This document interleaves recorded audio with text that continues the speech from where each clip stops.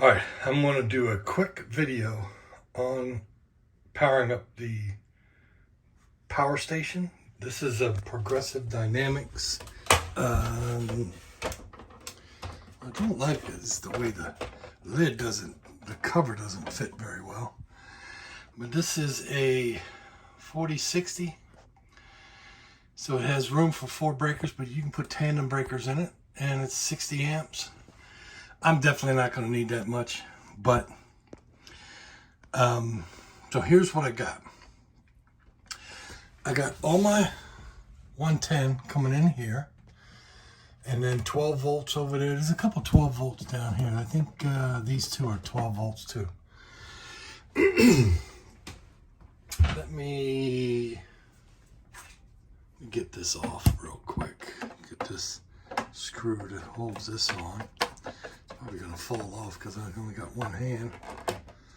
Oh, that made it. I'll take that off.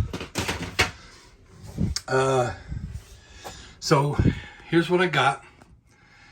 These are my battery coming in right here. That goes to my battery.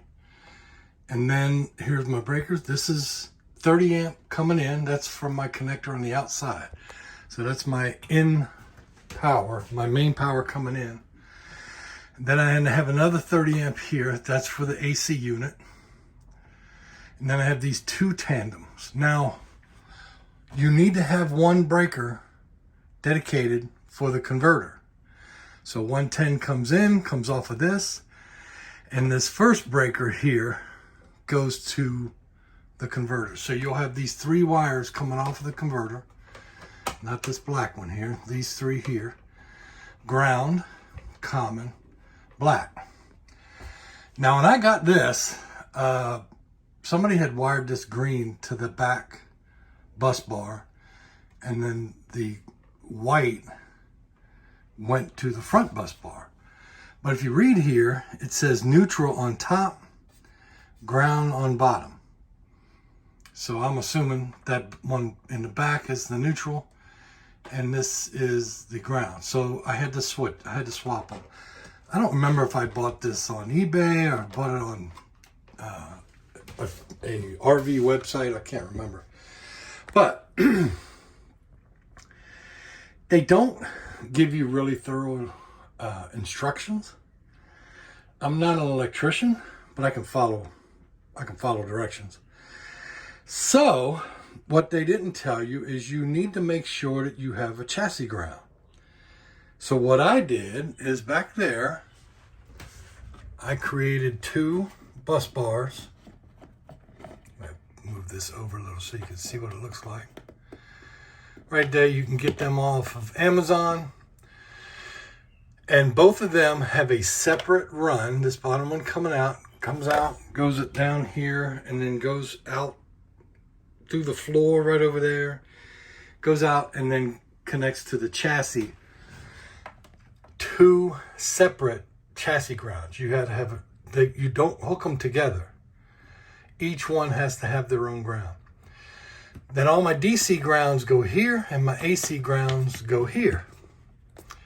So what you also need to do is you need to run a ground from this bus bar here, the ground bus bar, to the DC ground. Or no, that'll go to the AC ground. That's this guy right here, because this is my bus bar for AC. All my breakers, or all of my AC lines coming in, ground on this bar. And then that last one on the end is the bus bar back there on the left that says AC ground. Then you need to have a DC ground. Now I've seen some people put a ground off of this battery lug, but right next to it is a ground lug for the converter. When I first hooked this up, I didn't know about this ground, and I got no DC. I couldn't figure out why am I not getting any DC. Saw a couple YouTube videos, I did some research, and I saw one guy had said you got to have a ground. He grounded it to the battery lug. I'm grounding it to this ground lug over here. So, and what I do is I take that, and that is going to this bus bar right here. So now you can run this. Actually, I should run it and take it out and run it to that DC bus bar on the outside. I think that's what I'm going to do, because I have everything that's DC. All these DC cables that come in are all grounding onto this DC bus bar. But even though I have this grounded on this bus bar, everything's working fine. So I'll probably move it just to be sure. I had to cut away a little bit of plastic so I can get all these cables to fit in here, and then I can close the door. I might zip tie them together. But then you run all the reds coming off of your DC. You have two high amp ones. One I have for my entertainment center, which is the TV. That's the 20 amp below. That's the TV, the stereo, and the tank monitoring system. And then I have the 30 amp that runs to the appliances, which is a inverter that's back there. And then I have the cooktop, all the lights for the cooktop and its igniter. And then I have four more, these four, that are 10 amp, that are for the lights. What else?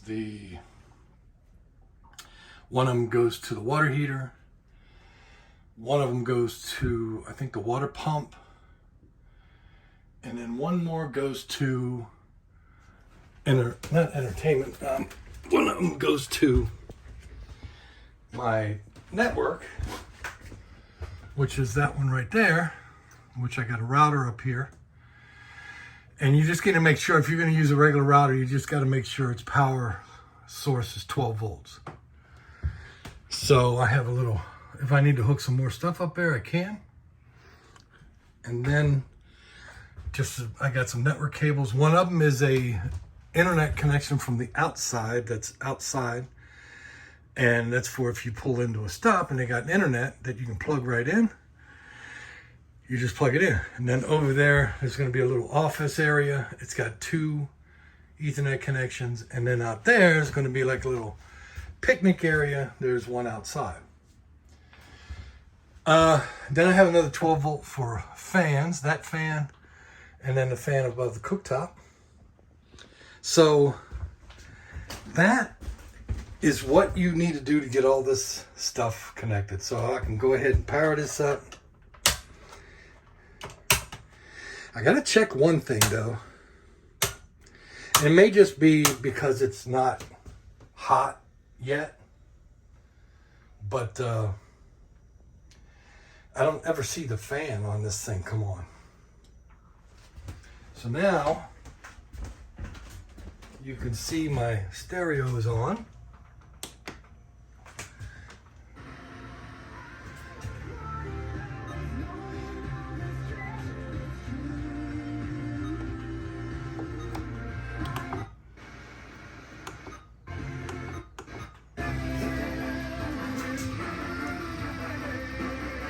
I'm gonna figure out on the antenna. Doesn't seem like I get a very good reception. And right now I'm using one of those. It's a powered antenna, but I don't know, reception, I gotta work on that. But then we got a TV.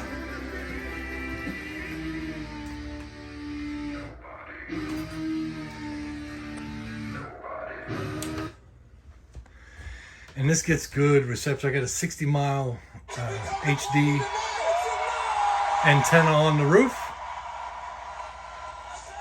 So that works good.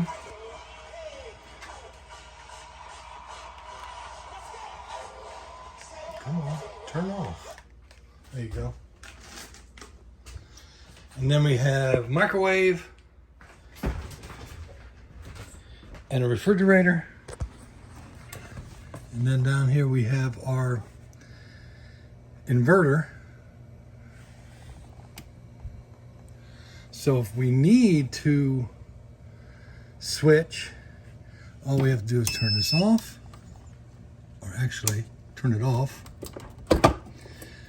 Come up here and then run off at 12 volts. And then I can do that to the refrigerator too.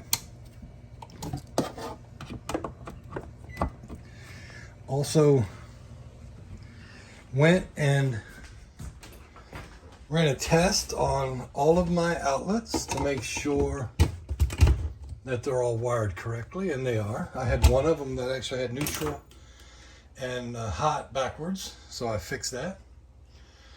So all my lights should work now. They all have LEDs in them. Powder coated these myself.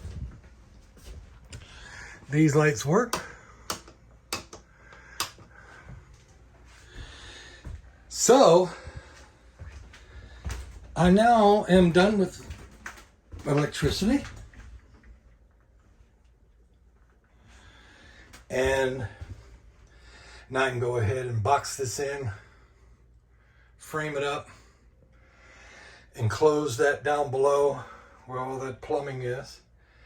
I make sure I draw something up so if anybody rents this or borrows it, they know how to go from, you know, tank water to city water or whatever, however you have it connected. There's my antenna power connector. So I got an antenna connector outside. So if there's something that they can connect from the outside as a port, you just plug it in and this automatically switches between the two inputs, which is one is an antenna and the other one is an external connector. So that's it.